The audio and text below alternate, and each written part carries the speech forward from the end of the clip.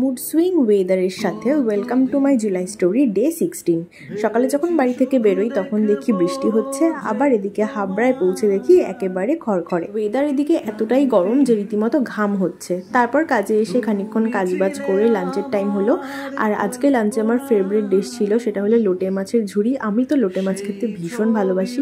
তোমরাও কারা কারা লোটে মাছ খেতে খুব ভালোবাসো সেটা অবশ্যই আমাকে কমেন্ট করে জানিও।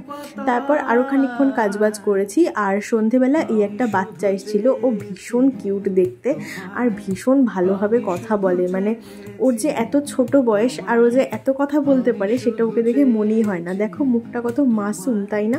তার কিছুক্ষণ পরে বাচ্চাটাও চলে যায় আর আমরাও চলে আসি বাড়ির জন্য।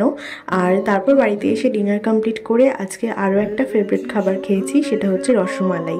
তো আজকের দিনটা তো আমার এভাবেই কাটলো। দেখা হচ্ছে তোমাদের সঙ্গে আবার কালকে। চলো আজ টাটা, তার মধ্যে সবাই ভালো থেকো।